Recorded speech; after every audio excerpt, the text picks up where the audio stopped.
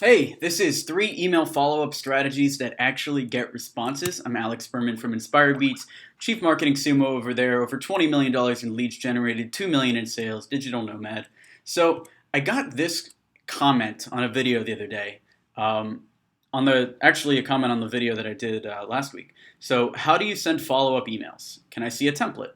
Well, here are some real emails I've used to progress deals and the mindset that goes into each one that you can use in your email follow-ups to help get more responses, increase your close rate, and sell more of your thing. So let's get into it. 3 email follow-up strategies that actually get responses. First one is the personal connection follow-up.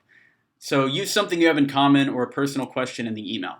For instance, this woman responded to a follow-up with, I'm in LA on business right now. We'll have to start when I get back on Friday. So I know that there's an awesome haunted house at Universal Studios, so I just left that in there. Universal Studios LA. So check out the haunted house at Universal Studios. And she responded back. She actually ended up signing. So this guy used to work for the Cowboys team football club. So I said, "Do you still root for the Cowboys?" And he got back. Basically, there's a lot of information here about the type of leads and everything. But he got back, and at the end, he's like, "Jets, Jets, Jets, Jets, Jets," which one can only assume means he likes the Jets. But he's engaged with the emails, and he did follow up quickly.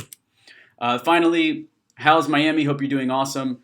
This final one, I looked into his background on LinkedIn, and I saw what he was bragging about in his profile. And he bragged about how he took a company public to a $1.5 billion exit.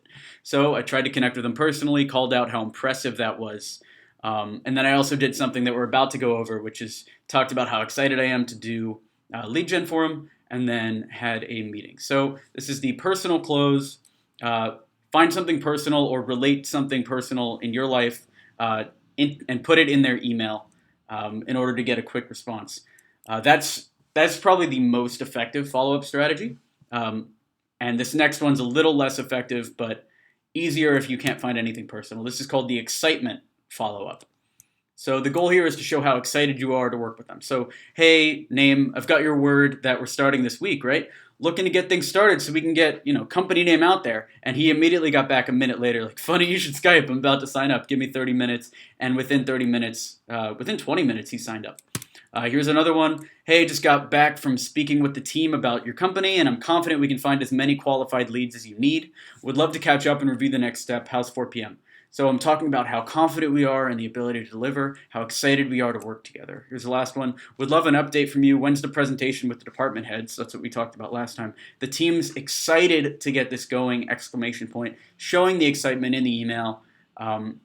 For this, I like to actually talk to the team. If you're a little sketchier, you don't have to talk to your team. You can just say you did. But honesty goes a long way in business in general. So that's the second way. The third way is the news item follow-up.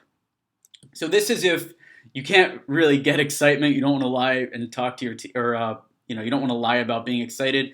You don't have anything personal. So this is the third thing. It's called the news item follow-up. This is basically calling out a news item or congratulating them on something. So happy Monday. Would love to show you what we can do. I talked to the team. We're confident. So I have the excited follow-up in there. But then if you look at the PS line, congrats at the 1-year anniversary at your company. Let's make year 2 even better. So I saw on LinkedIn he'd worked there for exactly 1 year. So this was a good time to write that in, personal close. So this is another one. Hey, read the blog post on how the Super Bowl impacted on-demand services. Interesting to see how much alcohol was sold. This is a logistics company, and they wrote a blog post about the Super Bowl and on-demand services and how it was all related. So I called out that specifically. And then I said, want to show you how we could compare to this was one of our competitors. You'll be impressed how much higher quality our leads are. Let's take it to the next level. So I tried to combine the excitement close here with the news item close. So calling out a blog post or some specific item in their newsfeed. And the final one, hey, just got the numbers back from this other client that's competitors of theirs. We've been working with them over the last few months to drive free trial signups over email, similar to what we do for your company. If you're interested, I'd love to share some numbers we're getting from them and how we can use a similar strategy to boost signups for your company. So this is actually digging in, getting numbers from one of their competitors and using that as an in, similar to the personal close, but also I have it under news item close because it's also something you can use if you can't find any other information on them.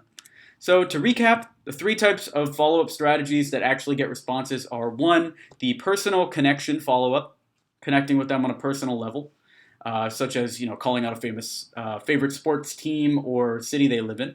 2, the excitement follow-up, exclamation points showing how excited you are, circling back with the team and basically being pumped to work with them. And 3, the news item follow-up. If the above 2 do not work, going over their blog, reading through a couple articles, and calling out some news. You can also call out funding if anything big is happening with the company.